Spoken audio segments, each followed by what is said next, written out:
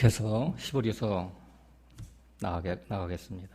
6장 6절부터 8절인데요. 6절만 먼저 읽겠습니다. 6절만 읽고 먼저 나누겠습니다. 타락한 자들은 다시 새롭게 하여 회개케 할 수 없나니 이는 자기가 하나님의 아들을 다시 십자가에 못 박아 현재의 욕을 보임이라. 아멘. 요즘 우리 단톡방에 아브라함에 대해서 자주 이렇게 언급이 되고 있는데, 이왕 아브라함 얘기가 나왔으니까 퀴즈 하나 낼게요. 아브라함이 언제 구원받았을까요? 제가 세 가지 지문을 내드릴게요. 첫 번째는 하나님이 아브라함을 처음에 부르실 때 구원받았다. 두 번째는 100세 때, 할례 받고 100세 때 이삭을 낳을 때 구원받았다. 세 번째는 아브라함이 모리아산에서 이삭을 바칠 때 구원받았다. 몇 번이게요? 정답을 말씀하시네. 하나님이 아브라함을 부르실 때 구원받았어요. 하나님이 아브라함을. 근데 제가 여태까지는 100세 때, 할례 받고 100세 때 이삭을 낳을 때 구원받은 것으로 이렇게 얘기를 해왔었죠. 근데 겉으로 드러날 때는 100세 때 구원받은 거로 인을 치는 것이지만, 사실은 성경을 제가 다시 읽다 보니까 본질적으로, 근원적으로는 하나님이 이미 영원전에 예정을 하셨고 부르실 때 구원받은 것으로 아브라함은 알고 있었어요, 자기 자신이. 우리가 보통 사람들이 결혼하면 자식을 언제 호적에 올리죠? 낳자마자 올리나요? 아니면 낳아서 애가 자라면서 잘하면 올리나요? 아니면 못하면 나중에 안 올리고? 그렇지 않죠, 그죠? 낳자마자 호적에 올리잖아요. 한 번 호적에 올리면 또 못한다고 부모가 자식을 파내지도 않죠. 또 자식도 자기가 잘못한다고 우리 엄마 아빠가 호적에서 내 이름을 파낼 거야, 그렇게 또 생각하는 사람도 없어요. 왜 그래요? 부모와 자식은 천륜이야, 천륜. 그래서 혈연관계로 맺어졌기 때문에 끊어낼 수가 없어요. 부모의 자식의 관계는 그래서 행위로 영향을 받지 않는다라고 하는 것이죠. 부모와 자식은 한 몸이나 마찬가지이기 때문에, 생명의 연합이기 때문에 그렇다라고 하는 거예요. 성도의 구원도 마찬가지입니다. 처음부터 사람의 행위를 보고 구원한 게 아니라 하나님의 은혜와 긍휼로 주신 구원이기 때문에 절대 취소될 수가 없다라고 하는 거예요. 그래서 로마서 5장 8절에도 우리가 아직 죄인 되었을 때에 그리스도께서 우리를 위해 죽으심으로 하나님께서 우리를 향한 하나님의 사랑을, 당신의 사랑을 확증하셨느니라, 이렇게 나와 있습니다. 그러니까 하나님은 처음부터 우리가 죄악 덩어리인 것을 알고 구원하셨다라고 하는 거예요. 그런데 도중에 우리가 잘못한다고 해서 취소할 수가 없겠죠. 만약에 취소한다면 그거는 앞뒤가 안 맞는 얘기잖아요, 그죠? 그래서 갈라디아서 4장 1절부터 6절에 보면 우리가 어릴 적엔 모학 선생 밑에서 종처럼 살았지만은 때가 차면은, 거기 이제 갈라디아서 4장 6절에 보면 너희가 아들인 고로 하나님이 그 아들의 영을 너희 마음 가운데 보내사 하나님을 아바, 아버지라고 부르게 하셨느니라. 그 후로는 종이 아니요 아들인 고로 하나님의 유업을 이을 자니라, 이렇게 써 있어요.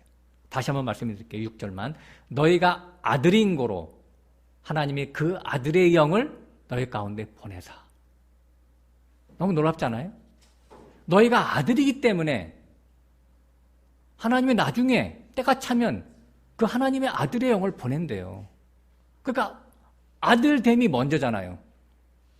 나중에 아들의 영을 보내는 것은 인치는 거잖아요. 그러니까 구원이라고 하는 것은 이미 정해져 있다라고 하는 거예요.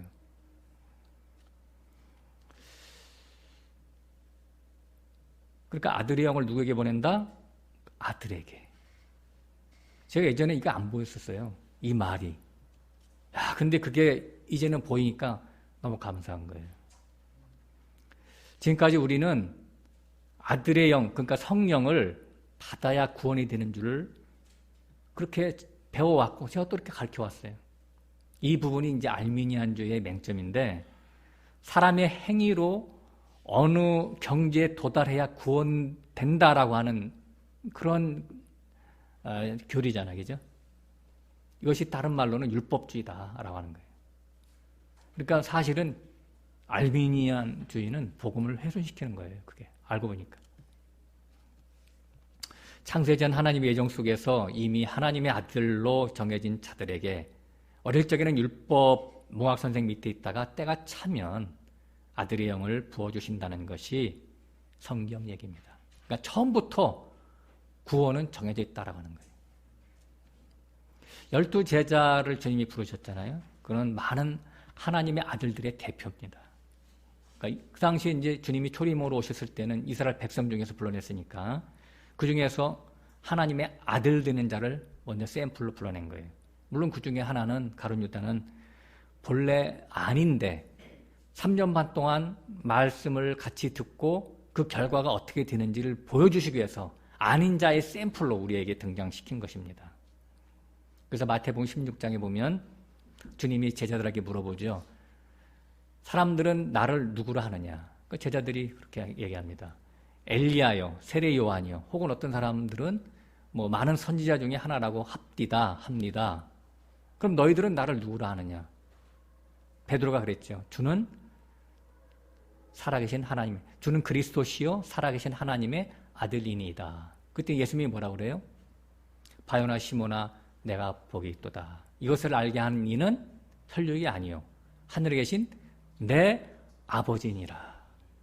그거를 알게 한 거는 베드로가 어떻게 지혜나 지식으로 짜낸 게 아니라 어디서 배운 게 아니라 하나님이 알게 했단 말이죠. 바요나 시모나 내가 복이 있도다. 어떤 복이에요? 하늘의 복이죠. 하늘의 복. 땅의 복이 아니라 너는 하나님의 자녀야. 너는 하나님의 아들이야. 너는 하나님의 백성이야. 그리고 베드로야 너는 지금 잘은 모르겠지만 내가 아버지라고 부르는 그 하나님이 또 너의 아버지가 될 거야. 이것처럼 큰 놀라운 복이 어디 있어요? 그죠? 옛날 이스라엘 백성들은 신관이 그 하나님에 대해서 그 막 진짜 엄청 높이 이렇게 받들었잖아요. 그죠? 그래서 막 이 구약의 그 율법사들도 이렇게 책을 읽다가 여호와라는 말만 나와도 감히 그 여호와라는 말도 못 쓰고 아도나이 야훼라는 말도 못 쓰고 아도나이라고 해가지고서 이렇게 넘어갔어요. 다른 말로 써가지고. 그래서 그것이 발음도 지금 뭐 정확하지도 않다라고 그래요. 야훼, 여호와 이런 말도. 그만큼 하나님에서 떠받들어 줬는데 그 하나님이 아버지가 되신다니까. 신약에 와서 예수님이. 그래서 예수님이 그것 때문에 사실은 진짜 처형된 거예요. 유대인들한테. 어찌 감히 네가 하나님의 아들이냐 이런 얘기를 들었죠. 하나님이 우리 아버지가 된다라고 하는 이것은 우리는 많이 들었기 때문에 그냥 내성이 생겨서 뭐 싱숭생숭하고 그러는데 이건 사실은 처음 듣는 사람은 경천 동지할 일이죠. 그죠? 하늘이 울리고 땅이 진동할 일입니다. 하나님이 나의 아버지가 되신다라고 하는 것은. 요한 1서 3장 10절에는 교회 안에 두 부류의 사람이 있다라고 그래요. 하나님의 자녀가 있고 마귀의 자녀가 있다라고 하는 거예요. 또 마태복음 13장에도 천국 비유에서 천국의 비밀이 너에게는 허락되었으나 저희에게는 감춰졌느니라. 이렇게 주님이 저희와 너희를 구분합니다. 그죠? 그러면서 너희 눈은 봄으로 복이 있고 너희 귀는 들음으로 복이 있도다. 많은 선지자가 듣기를 원했지만 보기를 원했지만 허락되지 않았단 말이에요. 근데 허락된 너희들에게는 복이 있다라고 하는 거예요. 천국의 비밀이 뭐예요? 아까 형제님이 잠깐 말씀하셨지만 뭐 여러 군데 나와요. 에베소서, 뭐 골로새서, 고린도전서 2장. 사도 바울이 언급한 것만 해도 한 6번 정도 되는데 보면 영원전에 하나님이 당신의 자녀들을 택정하셨다라고 하는 거예요. 그리고 얘네들을 선악과를 통해서 죄 아래 가두는 거예요.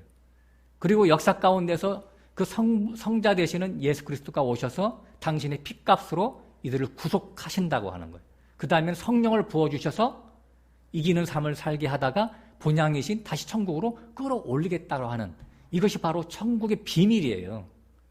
하나의 구원에 대한 프로세스죠. 시스템이죠. 그러나 이런 것을 알면, 이것을 알고 있는 자와 모르고 있는 자는 똑같은 신앙생활을 해도 하늘과 땅 차이잖아요.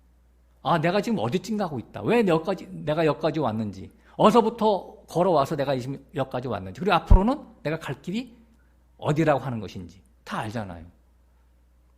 그러니까 먼 관점에서 나 자신이 하나님과 관계성에서 나 자신의 발걸음을 볼 때는, 지금 나에게 잠시 어떤 고난이 왔을 때는 이건 뭐 고난이 아닌 거야. 하나님의 관점에서 볼 때는 넉넉하게 잠시 있다가 또 지나가는 거고, 영적인 눈으로 나를 보는 거예요. 영적인 눈으로 세계를 보는, 이게 크리스찬의 성도의 세계관이에요. 가치관이고. 내가 나한테 뭐가 좀 문제가 있다. 이거 하나님이 다 알고 허락하신 건데 뭐 여기서 물고 뒤지고 그래. 뭐 나한테 지금 뭔가 결핍이 있다? 결핍을 결핍으로 보면 안 돼. 하나님 나한테 필요하니까 잠시 훈련시키는구나. 그렇게 보시라고요. 이게 천국의 비밀이야. 이것을 보는 눈이 있어야 돼. 바울은 이 영원전 하나님의 비밀을 언제 알았냐면요, 다메섹 사건 있고 나서 20년 후에 알았어요. 미안하지만 20년 후에. 그래서 에베소서 1장 3절이라든가 골로새서 1장 26절, 고린도전서 2장 수많은 곳에 이렇게 써 있는데, 거기도 골로새서 1장 26절에도 만세와 만대로부터 감췄던 것인데 이제 그의 성도들에게 나타난 바 되었다. 이렇게 기록하고 있어요. 또 베드로 사도도 순교 1년 전에 이 천국의 비밀에 대해서 알았다고 그래요. 베드로전서 1장 19절에 보면 하나님의 아들들의 구속에 대해서 나왔는데, 영원전 그리스도의 피뿌림으로 대속이 창세전부터 예정되었다. 이렇게 기록되어 있어요. 그러니까 하나님의 교회에 큰 기둥 역할을 했던 베드로와 사도 바울이 한참 후에, 거듭나고 한참 후에 하나님의 예정을 알게 됐던 것이죠. 저는 요새 하나님 어떻게 이상하게 저도 이렇게 알게 해주셨는데, 제가 이렇게 2007년도부터 제가 이렇게 사실은 설교를 해왔는데, 목회해왔죠. 13년 차 정도 돼요. 꽤 됐어요. 근데 이제라도 저는 알게 된 게, 저 꿈만 같아요. 하나님, 이게 웬 떡입니까? 제가 웬 떡입니까? 웬 복입니까? 제가 여태까지 알미니안적으로 막 이렇게 식으로 이렇게 해석을 하다 보니까, 제가 예정론으로 하나님을 보다 보니까요, 하나님이 그렇게 크게 느껴질 수가 없어요. 예정론, 제가 알미니안주일 때는 나의 인간의 존엄성을 굉장히 강조했거든요. 인격성을. 근데 내가 예정론 쪽으로 성경을 보다 보니까, 이건 나는 완전히 그냥 먼지야, 먼지. 어디다가 명함을 내밀 수가 없어, 하나님 앞에서. 그냥 죄인 중에 괴수지, 진짜. 하나님이 너무 크게 보이고, 하나님이 나에게 베풀어 주신 그 은혜가 너무나 감격스러운 것뿐이에요. 감사도 아니야. 그냥 감격이야, 그냥 감격. 그냥 요새는요, 그냥 제가 그냥 땅을 안 딛고 사는 것 같아요, 솔직히. 붕붕 날아다니는 것 같아요. 이 세상을. 떠다니는 것 같아요. 날마다 싱글벙글해, 제 속으로. 우리 집사람이 왜 그래? 그냥 생각나서. 이 세상은 하나님의 시나리오대로 흘러갑니다. 그 중심에는 하나님의 자녀들의 구원이 핵심이에요. 그러니까 많은 사람들 중에 하나님 백성, 예정된 자가 섞여 있단 말이에요. 그러니까 우린 전도해야죠. 그렇다고 전도 안 하면 안 돼. 전도를 하되 일부러 내가 전도의 대상을 설득시킬 필요가 없단 말이에요. 예? 나는 때를 얻든지 못 얻든지 말씀만 전하면 돼. 하나님이 그 사람을 내가 복음을 통해서 그 마음을 열게 하고 그러는 것도 다 하나님이 하시는 거예요. 예. 그래서 성공은 침투 당한다고 하잖아요. 침투. 내 입장에서 볼 때 침투 당하는 거예요. 수동적이에요, 수동태. 내가 천국을 내가 침대에 들어갈 수가 없어요. 하나님이 어디 계신 줄 알고, 에? 내가 그분의 채널에 맞게 이렇게 기kke 해가지고선 그분한테 달려간단 말이에요. 그분이 아브라함을 부르시듯이 나도 불렀고, 또 아직 부르지 못한 사람들은 우리들의 전가하는 그 말이 빛이 돼가지고 그 사람들을 하나님이 하나씩 다 불러낸다는 말이에요. 필요에 따라서는 저 아프리카에 어떤 사람이 있다면 여러분 중에서 마음에 감동을 느껴서 갑자기 짐 싸게 해가지고 나 아프리카 지금 갈래. 이렇게 해서 또 갈 수 있단 말이에요. 하나님이 역사하시는 거예요. 제가 몇 주 전에 얘기했잖아요. 예?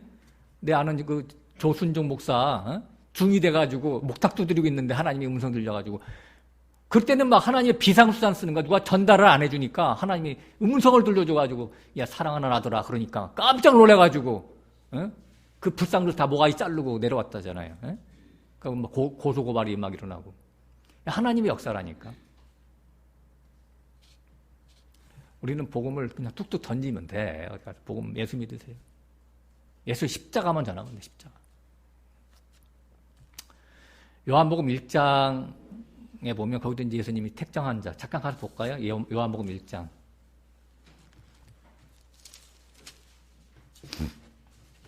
9절부터 참빛 곧 세상에 와서 각 사람에게 비치는 빛이 있었나니 그가 세상에 계셨음에 세상은 그로 말미암아 지은 바 되었을 때 세상이 그를 알지 못하였고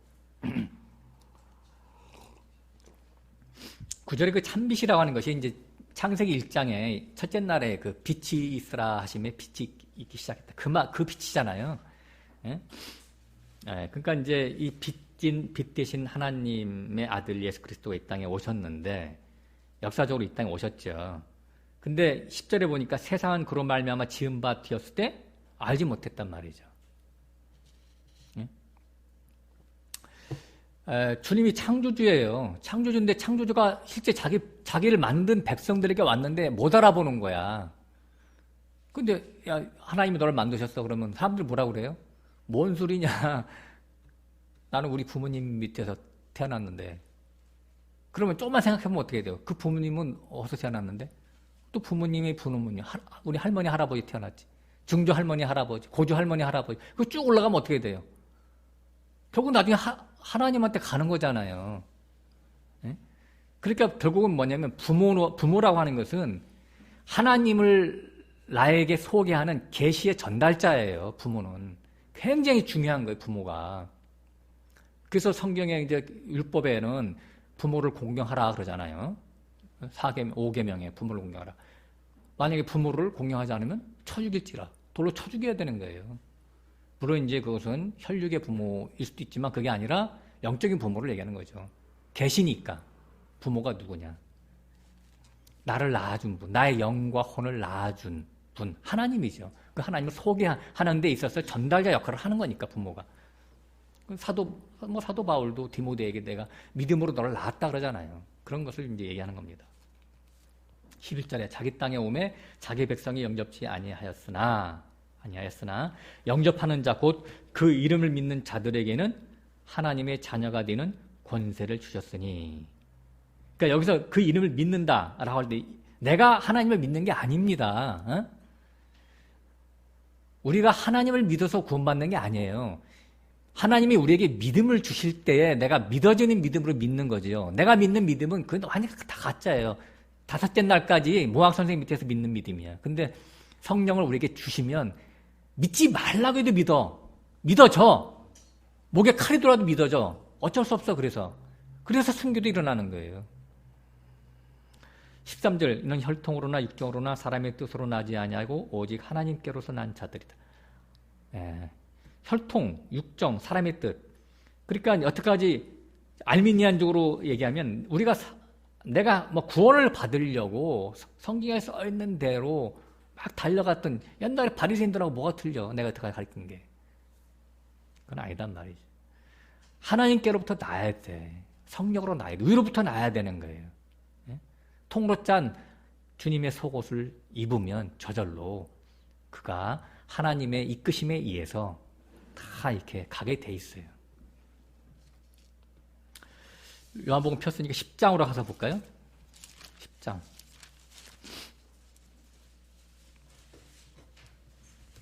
2절부터 잠깐 볼까요? 문으로 들어가는 이가 양의 목자라. 문지기는 그를 위하여 문을 열고 양은 그의 음성을 듣나니 그가 자기 양의 이름을 각각 불러 인도하여 내느니라. 그죠? 각각 이름을 불러내죠? 각각. 예수님이 요한복음 1장 아까 뒤에 보면 세례 요한의 제자였던 베드로, 안드레, 야고보, 요한을 야 보라 세상지를 지고 가는 하나님의 어린 양이로다. 그러니까 다 예수님께 가요. 예수님이 불렀죠. 부르니까 오는 거야. 하나 둘씩. 각자 자기 이름을 불러내는 때에 따라서 때가 다 틀리니까. 그래서 우리들의 이름을 하나하나 불러서 지금 몇 가지 많은 과정을 거쳐서까지 온 거예요. 네. 다시 25절로 가볼까요? 10장. 예수께서 대답하시되 내가 너에게 말하였을 때 믿지 아니하였는도다. 내가 내 아버지의 이름으로 행하는 일들이 나를 증거하는 것이거늘 너희가 내 양이 아니므로 믿지 아니하는도다. 내 양은 내 음성을 들으며 나는 저희를 알며 저희는 나를 따르느니라. 예수님이 양이 따로 있다는 얘기죠. 내가 저에게 영생을 주노니 영원히 멸망치 아니할 터요. 또 저희를 내 손에서 빼앗을 자가 없느니라. 저희를 주신 내 아버지는 마녀보다 크심에 아무도 아버지 손에서 빼앗을 수 없느니라. 그러니까 잃어버린 양을 예수님이 택해서 그때 불러내서 이끌고 가면 아무도 그 손에서 마귀도 뺏을 수가 없어요. 그죠? 누가 송사하리요? 누가 정죄하리요? 누가 이 사랑에서 끊으리요? 로마서 8장에 그 말을 한 거잖아요. 예. 그러니까 우리의 구원은 내 행위가 잘못됐다고 해서 취소될 수가 없단 말이에요. 고린도 후서로 잠깐 가서 보겠습니다. 예.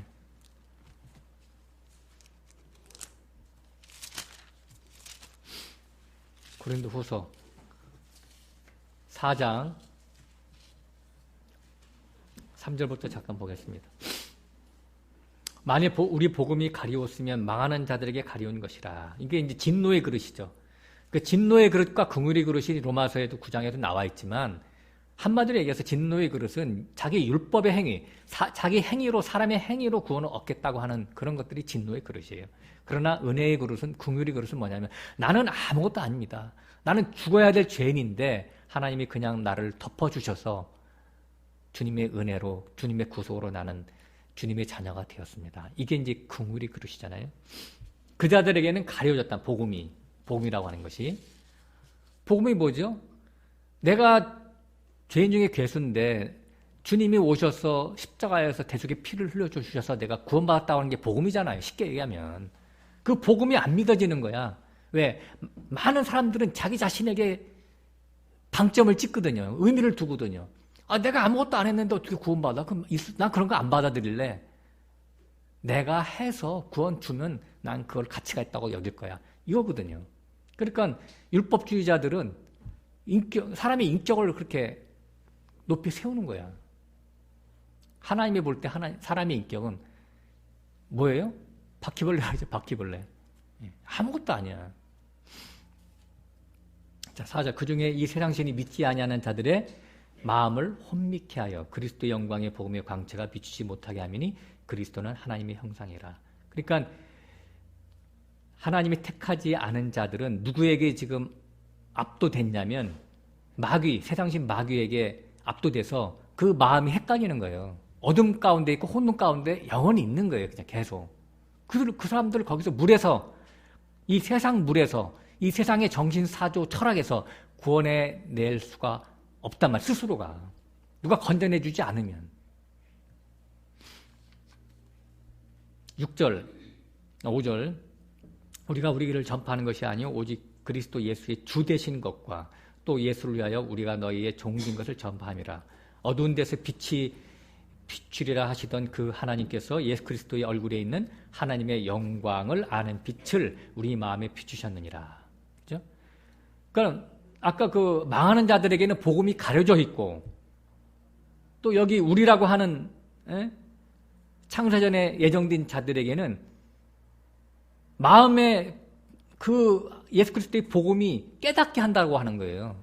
지금 차등을 얘기하고 차등을 여기서 누구에게는 가리우고 누구에게는 깨닫게 하시고 불평등하죠. 불평등해. 그래서 여기서 보면 6절에 보면 그리스도를 아는 알게 한단 말이지. 하나님 예수 그리스도를 통해서 하나님을 알게 하는 거예요. 하나님과 그 예수 그리스도를 아는 것이 영생이니라. 그죠? 요한복음 17장 3절에 나와 있습니다. 그래서 마태복음 11장 20절에도 아들 외에는 아버지를 아는 자가 없고 아들과 아들의 소원대로 계시를 받은 자 외에는 아버지를 아는 자가 없다. 그러니까 우리가 하나님을 알려면 또 예수 그리스도를 알려면 계시가 와야 되는 거예요. 계시는 누구에게 줘요? 정하신 하나님의 그 아들에게 때를 따라서 열어주시는 것이죠. 이게 기적이잖아요. 그죠? 우리가 하나님을 어떻게 알아? 눈에 보이지도 않고 만져지지도 않고 귀에 들리지도 않는 그 하나님을 어떻게 알아요? 그분이 와서 나 만져봐. 나 여기 있어. 내 음성 들어봐. 할 때 우리가 그분을 만질 수 있고 들을 수 있고 볼 수 있고 이게 은혜죠. 그게 아버지를 당신 스스로가 우리에게 계시하실 때 우리가 알게 되는 것이죠. 그러므로 초보에서 완전한 대로 나아가지 못하는 자는 지금 우리가 히브리서 6장이 초보에서 완전한 대로 나아가는 그 얘기를 계속 하고 있는 거거든요. 히브리서 6장 5장 끝에서부터. 그러니까 초보에 머물러 있는 자들은 계속해서 완전한 대로 나가지 못하는 자들은 결국은 하나님의 아들을 죽이는 데까지 돌아서는 변절자가 되는 거예요. 처음에는 하나님 믿는 것 같지만 나중에는 변절자가 된다라고 하는 거예요. 초림 예수를 누가 죽였죠? 이방인이 죽였습니까? 아니면 율법사, 제사장, 서기관들이 죽였습니까? 하나님을 잘 믿는다는 자들이 죽였습니다. 그래서 첫째 날 복음을 듣고 과정을 거쳐서 여섯째 날에 예수 그리스도를 만나 하나님의 아들로 거듭나야 되는데 마치 수가성 우물가의 사마리아 여인처럼 여섯째 날이 추수 때인데 여전히 초보에 머무는 사람들은 자신에게 문제가 있던 게 아니라 애당초부터 하나님의 아들로 예정되지 않았다라고 하는 제가 결론을 낼 수밖에 없다고 하는 거예요. 제가 여태까지 7날의 비밀을 쭉 해왔지만 그것이 여섯째 날까지로 못 넘어가는 자들은 짐승들인데 그게 결국은 그것은 자기에게 하자가 있었던 게 아니다. 창세전 영원 어린 양의 생명책에 기록되지 않은 것 때문에 그렇다라고 하는 거예요. 그래서 계시록 13장에도 우리가 얼마 전에도 봤지만 그 어린 양의 생명책에 기록되지 않은 자들은 바다에서 올라온 짐승에게 경배한다잖아요. 누가 이 짐승과 같은 우리가 믿는 하나님, 이런 하나님이 세상에 어디 있느냐. 거꾸로 이런 예수님이 어디 있느냐. 마음 착하고 우리가 달라는 거 다 주고 세상 복 주는 은혜로운 하나님.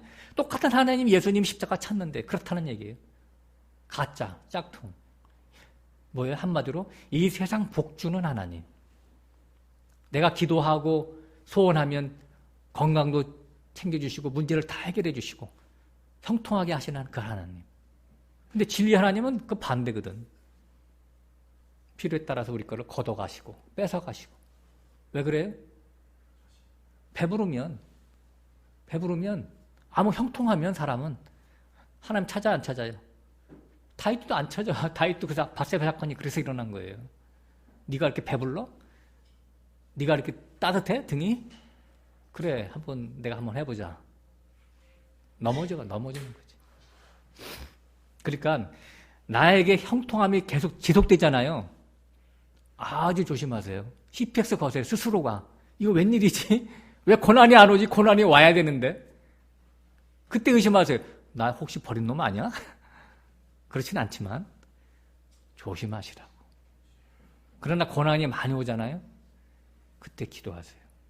감사합니다. 하나님의 아들인 게 틀림없네요. 징계가 오다니요. 징계가 오다니. 다시 히브리서로 가서 보겠습니다.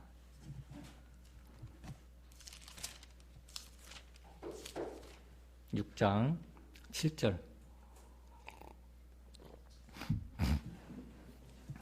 7절 8절. 땅이 그 위에 자주 내리는 비를 흡수하여 밭가는 자들의 쓰기에 합당한 채소를 내면 하나님께 복을 받고 만일 가시와 엉겅퀴를 내면 버림을 당하고 저주함에 가까워 그 마지막은 불사름이 되리라. 7절은 이제 장성한 자, 완전한 자로 나아간 자죠. 이런 자들은 단단한 식물을 먹기 때문에 나중에 궁극적으로 하나님의 인도함에 따라서 농사를 잘 짓게 되는 것이죠. 그래서 밭에서 채소를 거두게 되는 거예요. 채소를 수확하죠. 여기서 말하는 채소는 씨 맺는 채소예요. 그래서 밀이나 보리 이런 곡식을 낸다라고 하는 의미죠. 그것은 창세기 1장 28절 이후에 보면 사람이 먹는 먹거리죠. 그죠? 씨 맺는 채소는 사람이 먹는 먹거리예요. 근데 짐승은 뭘 먹어요? 풀을 먹잖아요. 풀. 씨가 없어. 풀은 씨가 없어. 씨가 없다는 얘기는 뭐예요? 하나님의 씨가 없다고 하는 것은 영생이 없단 말이에요. 신앙생활은 열심히 해. 신앙생활을 열심히 하는데 나중에 결과가 열매가 없어. 영생이 없어. 영생이. 그 짐승들이 먹는 신앙생활을 얘기하는 거예요. 그게. 창세기 6째 날에 하나님이 내리신 그 먹거리가 두루 나눠지잖아요. 그죠? 씨 맺는 채소와 씨 없는 풀. 나중에 한번 찾아보세요. 8절은 가시와 엉겅퀴를 내면 버림을 당하고 저주함에 가까워 불살라진다. 가시와 엉겅퀴라고 하는 것은 선악과 먹은 아담과 하와에게 내린 하나님의 저주잖아. 그죠? 영적인 비밀이 여기에 있습니다. 그래서 변절자는 땅의 가시와 엉겅퀴, 자기 마음밭에 막 이렇게 솟아 올라오는 엄청난 그 잡초들이 대표잖아요. 가시와 찔레 이런 것들, 그런 것들을 제거하지 못해서 결국은 거기서 죽는단 말이에요. 그 말이 이제 창세기 3장에 나와 있기 때문에 오늘 본문하고 연결되어 있기 때문에 가서 보겠습니다. 창세기 3장 15절부터 가서 보겠습니다.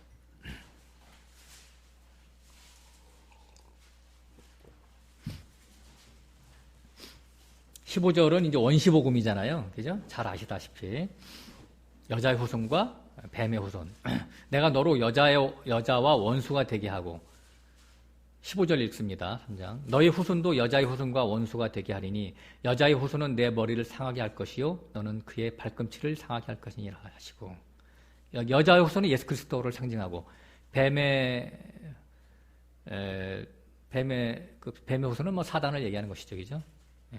뱀의 머리는 죄와 사망의 권세예요. 그것을 예수님이 십자가에서 죽으심으로 죄와 사망의 권세를 깨뜨리시는 것을 여기서 이제 예언을 했기 때문에 이것을 원시복음이다라고 이제 얘기를 합니다. 그러니까 여자의 후손이 역사적으로는 예수 그리스도를 낳은 마리아로 이제 나타났잖아요. 그죠? 마리아. 마리아가 누구죠? 어떤 의미를 갖고 있죠? 제가 항상 말해요. 마리아라고 하는 것은 예수님을 낳은 역사적인 사람이지만 이것은 고유명사가 아니라 일반 명사다. 그러죠? 일반 명사. 어떤 영적인 의미를 갖고 있는 모든 하나님을 따르는 거듭난 사람들을 예표한다. 누구냐? 배신자, 모반자, 이 세상에 대해서 배신하는 자들. 여태까지 우리는 세상에 대해서 쪼로로 따라다니던 세상의 종이었잖아요. 마귀의 종. 그래서 어느 때 딱 이르러서는 빠이빠이, 세상과 빠이빠이 하고 등을 돌리고 하나님을 향해서 돌아선 자, 이런 사람들이 마리아예요. 그죠? 정결한 처녀, 정결한 마음태를 갖고 있죠. 이런 사람들이 바로 남자를 모르는 자, 남편이 없는 자예요. 남편이 없는 자. 여자에게 있어서 남편은 뭐예요? 의지와 의탁의 대상이 된다고 그랬잖아요. 그죠? 제가 카페에 얼마 전에 쓰기도 했었지만 여자는 남편을 기대어 살죠. 그죠? 남편을 자기 힘으로 삼고 방패막이로 삼고 보호자로 삼잖아요. 실제로. 그러니까 성경은 모든 인간 사람들을 여자로 보고 있고 여자는 남편을 삼는 게 뭐예요? 이 세상에서 돈, 명예, 성공, 건강, 자식의 형통, 그런 것들이잖아요. 그래서 이런 정신사조를 갖고 있는 사람을 육신이라고 그래요. 육신이 하고 있는 게 뭐예요? 육신이 자기가 복을 받기 위해서 하나님을 만났어. 육신이 하나님을 만나서 복을 받기 위해서는 뭐냐면 율법을 잘 지켜서 복을 받으려고 애를 쓰는 거예요. 그래서 율법신앙이라고 하는 거예요. 율법신앙. 이런 사람들을. 그러니까 율법이 변절된 것이죠. 율법은 자기 자신의 죄를 깨닫게 하기 위해서 우리에게 주셨는데 율법을 통해서 덥석 물어버린 거야. 율법의 겉 표면만 보고 내가 율법을 잘 지키면 하나님께 이쁨을 받겠구나. 복을 받겠구나. 그러니까 속에는 욕심을 가득 안고 하나님을 섬기는 이런 모든 사람들이 바로 율법신앙이다라고 하는 거예요. 예? 그래서 이 세상의 모든 사람들이, 육신을 갖고 있는 사람들이 여자인데, 이 여자가 율법신앙을 붙잡고 하나님 앞에 나아갈 때 이 여자는 어떤 여자냐? 부정한 여자예요. 부정한 여자. 간음하는 여자. 그래서 이 여자가 구원을 얻으려면 하나님의 안배하신 사건과 학력 가운데서 깨지고 부서져야 되겠죠. 그래서 그 인생의 배가 파손되어야 사마리아 여인처럼, 그러니까 남편을 5번 갈아치웠다고 그러잖아요. 그죠?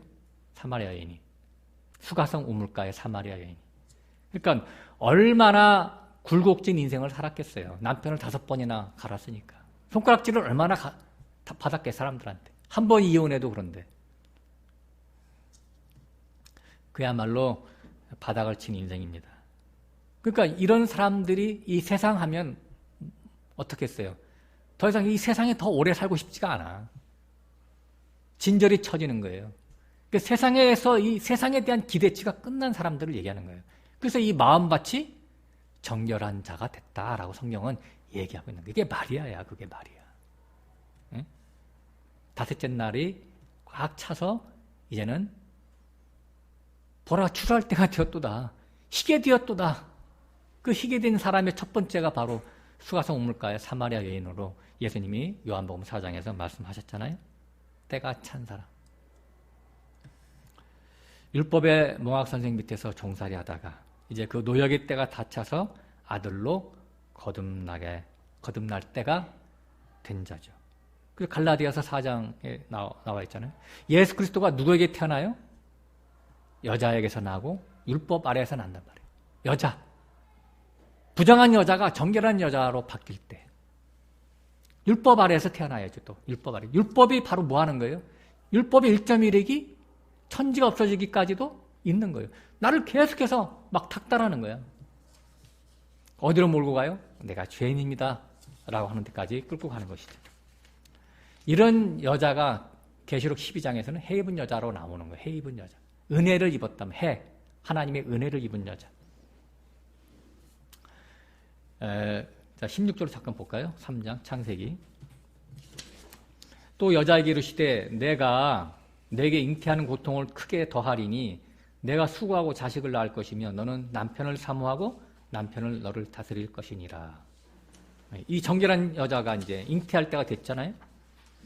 근데 잉태를 어떻게 그냥 금방 자식을 낳는 게 아니라 사람은 수고하고 낳는데요. 수고하고. 뭐 문자적인 것도 있지만 육신적으로 그렇잖아요. 여자가 자식을 낳을 때는 자식을 낳기 전에 10달 동안이나 잉태해가지고 얼마나 뱃속에서 안고 있으려면 힘들어요. 저는 옆에서 보기만 했지만 실제 여기 자매님들은 다 경험을 하셨잖아요. 그죠? 굉장히 힘들죠. 물과 피를 다 쏟잖아요. 날 때는 또 출산할 때는. 그거는 자기 목숨을 버리고 자식을 출산하는 거잖아요. 옛사람이 죽고 새 사람으로 잉태되는 것에 대한 상징이죠. 예수 그리스도도 십자가 사건에서 그렇게 얘기했잖아요. 그죠? 물과 피를 다 쏟고 예수님의 자녀인 교회를 출산했잖아요. 예수님은 육으로는 죽고 영으로는 부활하셨잖아요. 그 부활체가 바로 주님의 부활체가 누구예요? 우리들이잖아요. 우리들. 나는 살과 뼈가 있다 그랬잖아요. 나는 살과 뼈가 있고 고기도 먹어. 네. 부활하신 주님이 먹는 고기는 숯불에 구운 고기, 떡 그런 거예요. 십자가를 통과한 것만 먹는 거예요. 주님은. 그러니까 우리가 주님의 양식이 되려면 십자가를 잘 통과해야 되겠죠. 사모하고 십자가를 사모하고. 자, 이 수고하고 잉태하는 고통을 우리 성도 각자에게 적용한다면 말씀씨를 처음에 우리가 받으면 5째 날까지 우리가 여기 뱃속에 간직하고 있다가 6째 날이 됐을 때 내 태에서 예수 그리스도가 잉태되는 것을 얘기하는 거죠. 그죠? 내 안에서 출산시키는 거예요. 거듭난 성도는 참 남편인 예수 그리스도를 그 씨를 받아서 내 안에서 예수 그리스도가 탄생시킬 때 완전히 거듭나는 것으로 ing쳐지는 걸 얘기한다라고 하는 거예요. 여기서 보면 남편은 사모하고 남편은 너를 다스리라. 우리는 거듭난 성도는 계속해서 성령이신 예수 그리스도의 감동 감화로 살아가는 자라고 하는 우리 정체성에 대해서 이제 써놓고 있습니다. 여기서 이제 중요한 게 뭐냐면 거듭난 성도는 로마서 8장에 보면 어떤 영을 받았다고 해요? 아들의 영을 받았다고 그랬잖아요. 맏아들의 영, 아들의 영. 아들의 영을 받았으니까 이 거듭난 성도는 여자예요, 남자예요? 영적으로 볼 때. 다 아들이에요, 아들. 남자예요, 남자. 그래서 이제는 거듭난, 여기 잉태하는 얘기를 16절에 써놨는데 17절에는 남자에 대해 써놓은 거예요. 거듭난 성도의 남자됨. 그러니까 우리가 하나님 앞에서는 여자지만, 거듭난 성도라고 할 때 남자지만, 이제는 자기가 출산한 아이를 잘 양육해야 되잖아요. 그죠? 자기가 출산했으니까 양육해야 되는데, 아이를 양육할 때는 이 세상에 대해서 어떤 입장에 돼야 돼요? 강한 자가 돼야 되잖아요. 그래서 고린도전서 16장에도 너희가 항상 깨어서 남자답게 강건하여라. 이렇게 하잖아요. 자기 자식을 지킬 때는요, 전사예요, 전사. 전사. 여자는 약하지만 엄마는 강하잖아, 그죠? 전혀 다른 존재로 바뀌어지는 것이죠. 그래서 이제 17절 얘기가 나오는 거예요. 남자 입장에서 아담에게 이르시되 내가 내 아내의 말을 듣고 내가 너더러 먹지 말라 한 나무 실과를 먹었은즉 땅은 너로 인하여 저주를 받고 너는 종신토록 수고하여야 그 소산을 먹으리라. 남자로서의 수고의 내용이 이제 18절에 나와 있어요. 어떤 수고냐? 땅이 내게 가시덤불과 은건키를 낼 것이라. 너의 먹을 것은 밭의 채소인즉. 그 채소를 열심히 먹으라는 얘기죠. 가시덤불과 은건키를 수고해서 제거해서 농사를 잘 져서 채소를 수확해서 먹어라. 이제 이런 얘기가 써 있는 것이죠. 네? 실제 농부가 밭을 잘 관리해야 농사를 지을 수가 있는 것이죠. 가만 놔두면 밭이 어떻게 돼요? 어디서 날라왔는지 모르는 수많은 잡초가 날라와서 그냥 얼마나 잡초가 생명력이 길어요. 여기서 가시덤불 엉겅퀴는 그 잡초의 대표잖아요. 잡초의 대표. 여기서 말하는 땅이라고 하는 것은 사람의 마음밭을 말합니다. 자기 마음밭을 잘 개간해야 채소로 비유된 하늘의 열매인 하나님 나라의 그 성령의 열매를 먹을 수가 있다. 의와 희락과 평강으로 대표된 하나님 나라의 그 누림성을 말하는 겁니다. 그래서 이 땅을 개간하는 데 있어서의 두 가지 싸움이 있어요. 거듭난 이후의 신앙 싸움이죠. 제가 오늘 두 가지 말씀을 좀 드리겠습니다. 우리가 역사 속으로 이제 볼 때, 역사 속에서는 어떤 일이 벌어졌냐면, 여호수아의 인도로 요단강을 건너갔잖아요. 그죠? 그래서 요단강을 건너가자마자 두 번 싸움하죠? 두 싸움이 여리고성과 여리고성 함락과 아이성 전투가 있어요. 그 두 가지 싸움에 대해서 잠깐 얘기를 할 건데, 요단강은 어떻게 건너갔죠? 자기가 노력해서 헤엄쳐서 건너갔어요? 아니면 하나님이 열어주셨어요? 말씀이 법궤가 앞에서 딱 지나갈 때 열어갔죠. 그죠? 그러니까 말씀이 앞에서 열어줬을 때, 성령께서 역사하셨을 때 요단강 우리가 건너가는 거예요. 물론 여호수아의 인도로, 여호수아는 예수 그리스도를 상징하니까 성령의 인도하심을 받고 우리가 요단강을 건너가는 겁니다. 믿어지는 믿음, 우리의 믿음이 아니라 믿어지는 믿음을 갖고 우리가 요단강을 건너. 발을 딱 디딜 때는 믿음으로 갖고 이제 디딘 거 아니에요, 사람들이. 믿어지는 믿음으로 건너게 됐는데, 제가 칠판에 이렇게 써놨어요. 요단강 동편에서 요단강 서편으로 갈 때는 요단강을 죽음의 강을 건넌단 말이죠. 그래서 이쪽에 동편은 율법, 서편은 복음. 그죠? 율법은 행위로 하나님께 나아가려고 하는 거고, 복음은 은혜로, 하나님의 은혜로 나아가려고 하는 궁율로. 그래서 이쪽에서는 행위가 나의 의야. 행위가 의야. 근데 이쪽에서는 서편에서는 예수 그리스도가 의죠. 거기는. 이쪽에서는 법이 득세해, 법이 있으니까 항상 죄가 드러나잖아요. 법이 있으니까. 그러니까 법은 죄를 들춰내고 죄는 사망을 만들어내고. 이제 서편에서는 죄가 없어. 법이 없어, 법이. 법이 없으니까 죄가 감춰져. 하나님의 은혜로 모든 걸 감춰주는 거예요. 그러니까 거기서는 생명만 있는 거예요. 생명만.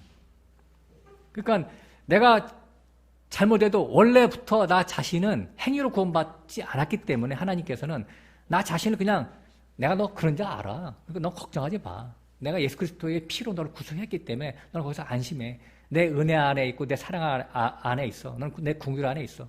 넌 넉넉하게 있어. 그냥 넌 내 아들이야. 내 자녀야. 이거거든요. 그래서 생명만 있는 거예요. 아니 틀려요. 세계가.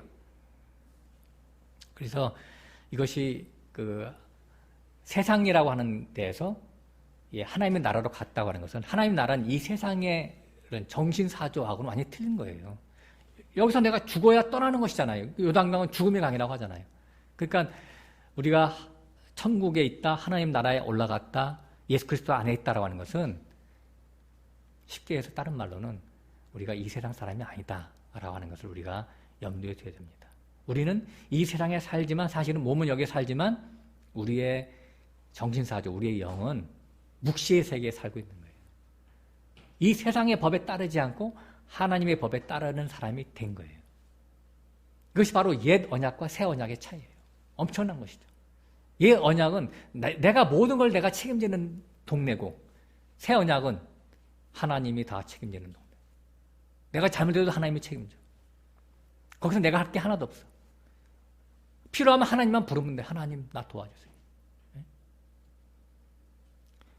어린애 나가지고 어린애가 필요하면 막 부르잖아요.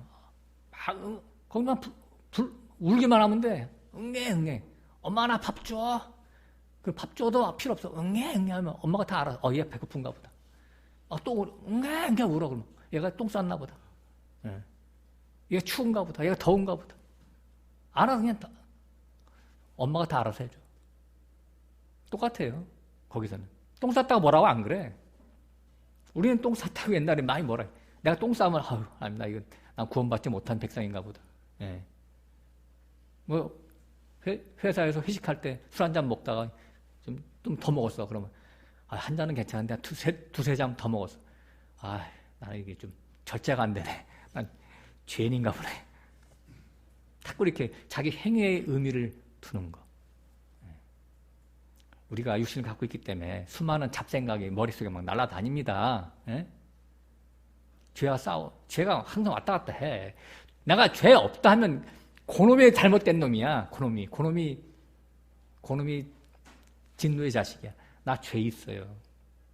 어쩔 수 없어요, 하나님. 그래, 네 죄를 네가 인정해. 나도 너 알아. 괜찮아. 내가 그렇게 널 만들었는데 어떡할 거야. 육신의 장막이 끝날 때까지는 너는 어쩔 수 없는 존재야. 그래도 내가 예수의 피로 너를 구속했어. 이거거든요. 얼마나 감사해.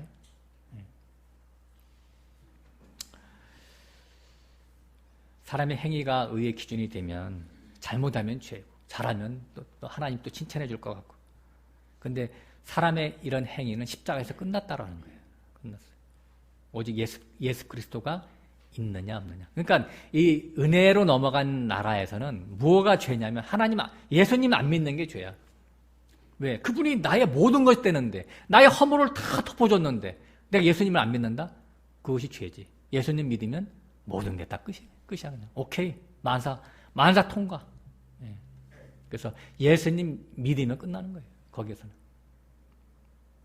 그런데 어쨌든 이 요단강을 건너가자마자 철옹성이 지키고 있었죠. 거기가 바로 여리고성이었었어요. 나의 옛사람을 상징하는 것이죠. 여리고성은 그 여리고성의 함락은 그것도 마찬가지예요. 요단강 건너가는 것에 다시 한번 거기서 써놓은 건데 그게 요단강도 내 공로로 건너오지 않았듯이 여리고성이 무너지는 것도 내 공로는 1도 없어. 거기서도 그냥 7번 법계 앞세우고 돌았어. 그랬더니 무너진 거야. 그 철옹성 같은 여리고성이 하나님이 다 해주신 거예요. 그죠? 옛사람이 거기서 끝나는 거. 나의 옛사람이 여리고성처럼 무너져 내렸다고 하는 거예요. 수가성 사마리아 여인 얘기 오늘 많이 나오는데 5 남편을 바꿔가면서 그 물동이를 이고 다니는 그 수고를 예수님 만나니까 물동이를 버려두잖아요. 왜? 물이 어디 들어왔어? 마음속으로 다 들어왔어, 물이. 물을 이고 다닐 필요가 없어요, 이제는. 생수가 나와 함께 계셔. 예수님이 내 안에 계셔, 생수가. 비로소 참 평안과 안식을 누리게 되는 것이죠. 이것이 바로 영적인 예배, 영과 진리로 예배 드리는 거예요. 예배라고 하는 것은 하나님과 내가 사랑의 입맞춤이라고 그랬잖아요, 옛날에. 그죠? 사랑의 입맞춤. 나를 예배하는 자를 내가 너도 예배할게. 요한복음 4장에 그렇게 써 있어요. 서로 예배하는 거야. 서로 얼싸안는 거예요. 예배라고 하는 것은. 이 시대의 기독교인들이 하나님 앞에 이렇게 제사 드리는 것처럼 예배가 성공해야 인생이 성공한다. 그런 잘못된 말도 쓰고 그러는데 예배는 그런 게 아니죠. 예수님과 내가 하나가 되는 게 예배. 우리는 항상 일상생활 속에서 하나님과 예배 드리는 삶을 살고 있는 거예요. 그래서 여리고성이라고 하는 옛사람의 상징인 첫 남편의 상징인 여리고성이 무너져 내렸는데 미안하게도 법 아래서 태어난 죄의 몸을 갖고 있는 나는 항상 옛 습관이 남아있어. 죄를 좀 지으면은 내가 여기 내 구원이 잘못됐나? 내가 아무래도 구원받지 못했나? 약간 찝찝해. 내가 구원받았다라고 하는 것이 내가 약간 좀 혼란스러워. 난 구원받지 못했나 봐. 이렇게 한다라고 하는 거예요. 그런 생각이 들 때 있죠, 가끔씩. 그게 어떤 생각이냐면 거기 사단이 와서 참수하는 거예요. 의의 전쟁, 첫 번째 의의 전쟁이 바로 이거라고 하는 거예요. 사단이 날 참수할 때 그래, 너 죄인이잖아. 네가 무슨 구원받았어 이놈아. 사단이 그렇게 얘기하면, 그렇게 속삭이면 난 뭐라고 대답해요? 그래, 난 죄인 맞아 임마. 난 죄인 맞은데 이 죄인을 위해서 예수님이 십자가 돌아가셨거든. 그래서 나의 죄를 위해서 그분이 십자가에서 피 흘리신 것은 영원한 효력을 갖고 있어. 내가 좀 죄졌다고 해서 효력이 상실되는 거 아니야. 내가 죄로 넘어져도 나는 하나님의 아들이 영원한 거야. 내 신분은 변함이 없어.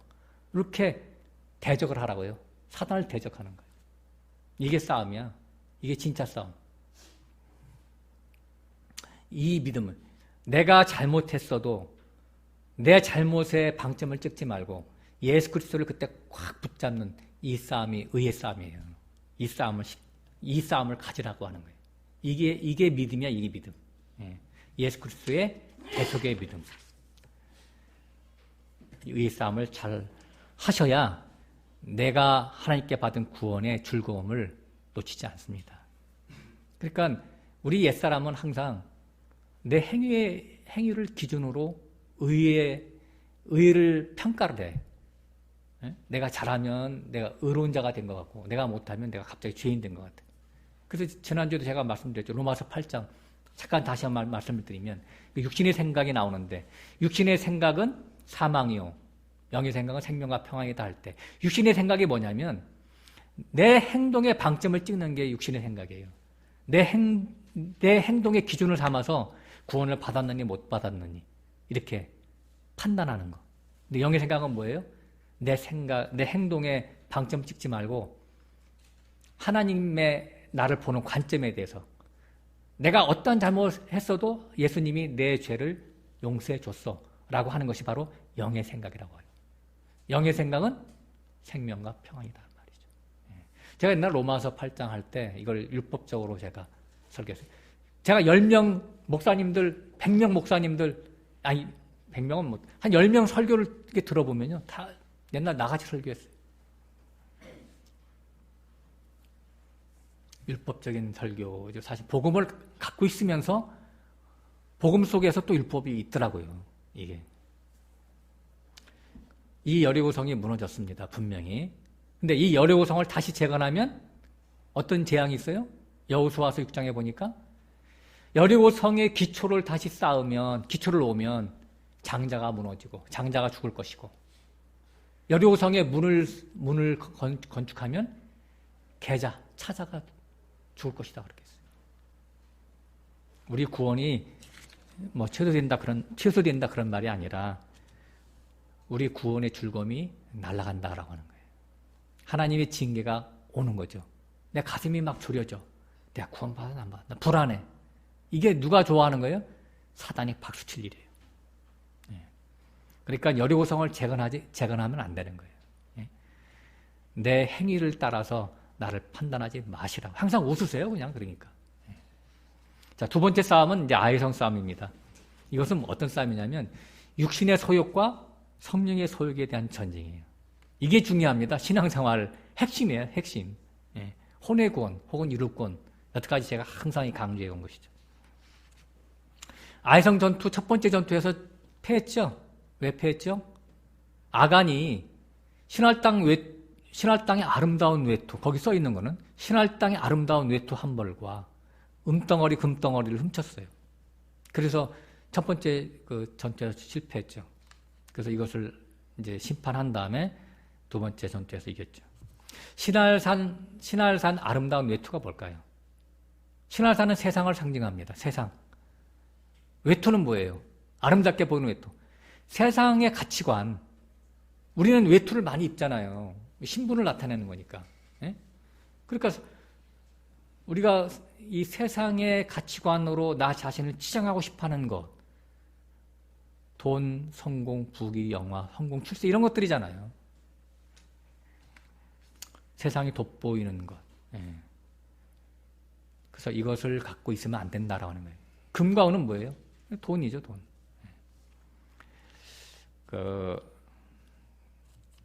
갈라디아서 6장에 보면 그런 말이 있죠. 5장이죠. 예수 그리스도의 사람은 정과 욕심을 십자가에 못 박았느니라.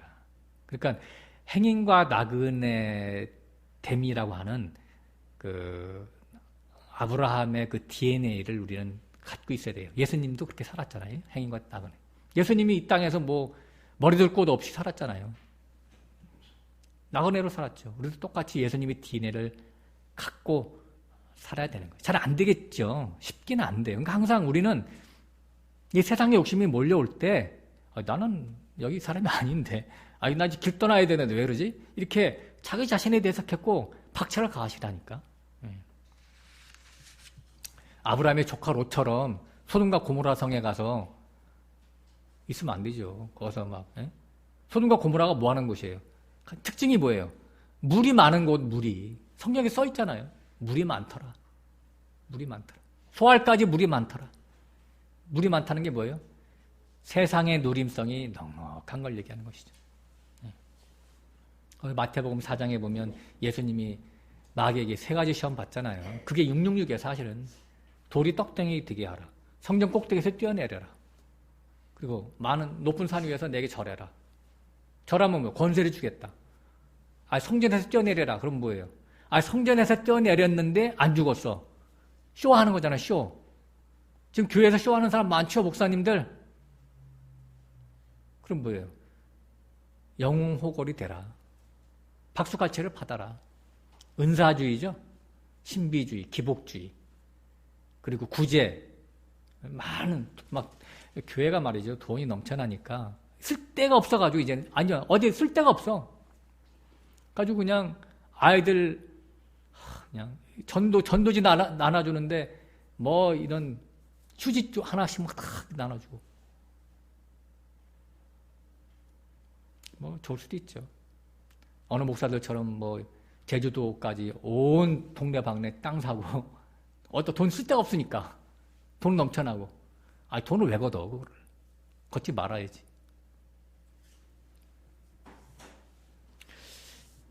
자, 아이성의 그 핵심인데, 골로새서 가서 잠깐 보고 마치겠습니다.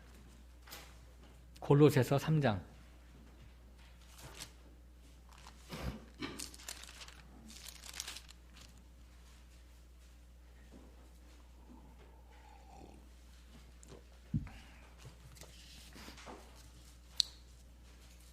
(1절) 그러므로 너희가 그리스도와 함께 다시 살리심을 받았으면 위의 것을 찾으라. 거기는 그리스도께서 하나님 우편에 앉아 계시느니라. 위의 것을 생각하고 땅의 것을 생각지 말라. 이는 너희가 죽었고 너희 생명이 그리스도와 함께 하나님 안에 감췄음이니라. 우리 생명이신 그리스도께서 나타나실 그때 너희도 그와 함께 영광 중에 나타나리라. 5절 그러므로 땅에 있는 지체를 죽이라. 곧 음란과 부정과 사욕과 악한 정욕과 탐심이니 탐심은 우상 숭배니라. 또 10절 읽어볼까요? 새 사람을 입었으니 이는 자기를 창조하신 자의 형상을 쫓아 지식에까지 새롭게 하심을 받은 자니라. 그죠? 네. 자, 5절에 아까 탐심이라고 했는데, 탐심. 하나님도 복 달라고 하면 그게 다 우상숭배라고 하는 거예요. 하나님, 우상의 하나님, 다른 하나님. 아까도 잠깐 말씀했지만, 바다에서 올라온 짐승을 얘기하는 것이죠. 그리고 아까 이제 10절에는 새 사람을 입었다. 새 사람은 뭘 입었다는 거예요? 예수 그리스도의 옷을 입었죠? 하나님 자녀가 됐다라고 하는 거예요. 이제 우리는.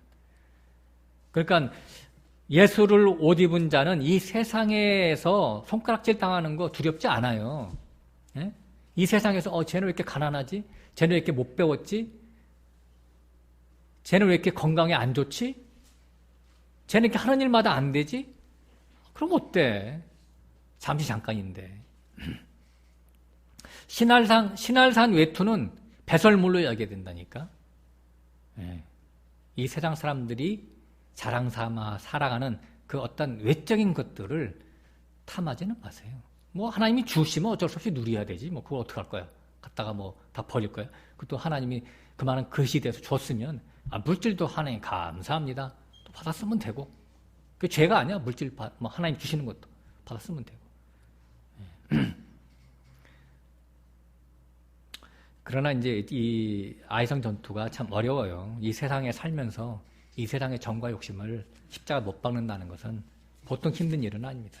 예. 이 싸움도 사실은 내가 할 수가 없어요. 그래서 이제 기도하라고 하는 거예요. 기도하라. 주님 도와주세요. 말씀은 이렇게 써 있는데 내가 말씀대로 살고 싶은데 말씀대로 하나님을 사랑하고 싶은데 잘 안 됩니다. 내가 항상 넘어집니다. 주님 내가 왔습니다. 이 죄에 왔습니다. 내 말씀대로 살 수 있도록 도와주세요. 내가 십자가로 달려갑니다. 주님의 십자가가 나 때문에 돌아가셨는데요. 저 요새 십자가 묵상하는데요. 막 가슴이 미어져요. 어느 대목에서 미어지냐면 주님이 그 겟세마네 동산에서 뭐라고 기도했어요? 아버지 할만하시거든. 이 잔을 내게서 지나가게 하옵소서. 난 막 가슴이 막 찢어지려고 그래요. 예수님이 이 땅에 죽으러 오셨어요. 처음부터 죽으러 오셨다니까. 영원전 예정 그렇게 하셨고 역사 속에 그분이 죽으러 오셨어요. 근데 막상 죽으려고 하니까 못 죽겠는 거야. 그 십자가의 고통을 알으니까. 다른 놈들은 모략이라도 타먹고 마취하면 잘 모르잖아. 초기. 당신은 모략도 못 먹을 텐데 다 아시잖아. 그 고통을. 아버지여 이 잔을 내게서 지나가게 하옵소서. 그러는데 내가 죽어야 할 그 십자가를 그분이 다시 지신 거잖아. 그 십자가, 그 지옥의 고통을. 이 갈비뼈가 다 으스러져서 이 장기와 장기를 다 찌르는 그 고통. 그래서 그분이 막 힘들어하니까 땀을 흘리는데 핏방울이 되도록 기도했다니까. 그러니까 어떻게 했어요? 하나님이 보다 천사를 보냈대잖아요. 도우시라고. 돕게 하기 위해서. 천사가 와서 뭐라고 했겠어요? 그 얘기를 다 해줬을 거 아니야. 와서. 뭘 돕겠어요? 옆에서. 그 창조, 영원전, 예정, 그 시스템 그걸 다 얘기해 줬겠죠. 다시. 그리고 내려오신 거잖아요. 그 십자가. 우리도 말이죠. 이 육신의 정욕, 안목의 정욕, 이생의 자랑 이거 장난 아닙니다. 장난 아니에요. 넘어지죠. 넘어져도 괜찮아요. 또 일어서세요. 그래도 우리가 어떻게 받은 은혜예요? 예수 그리스도의 그 선물로 받은 은혜잖아요. 그 은혜가 우리에게 충만하면요. 우리가 또 이길 수가 있어요. 그러나 내가 이긴다고 하지 마세요. 내가 이겨도 나의 이김을 자랑하면 그건 아니야. 그 율법이야. 내가 이겼어도 내가 이긴 게 아니죠. 내 안에서 그리스도가 이기게 하셨잖아요. 그죠? 하나님 주님께 다 영광 돌리시는 우리 모두가 되셔야 됩니다. 이렇게 의의 싸움과 육신의 소욕의 싸움을 통해서 육신은 날로 후패해져 가죠. 그죠? 영은 날로 새로워지죠. 그래서 이 전쟁의 전리품을 취하는 것이 바로 가시와 엉겅퀴를 제거하고 밭의 채소를 먹는 것이 되겠습니다. 기도하겠습니다.